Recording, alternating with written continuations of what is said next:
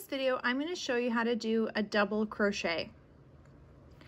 There are other videos if you're not sure how to start off your work with your starting loop or doing a foundation chain and lots of other stitches. Have a look at the links in the description below.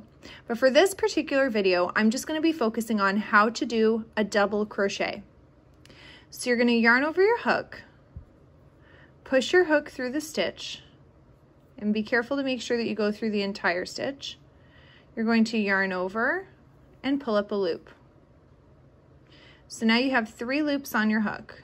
You're going to yarn over and pull it through the first 2 loops, yarn over and pull through the last 2. And that's how you do a double crochet.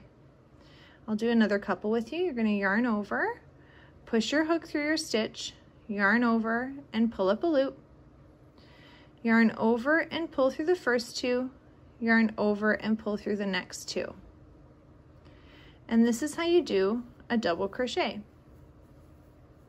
Please be sure to click the subscribe button, and like I mentioned before, make sure that you have a look at the links that I've provided in the description below.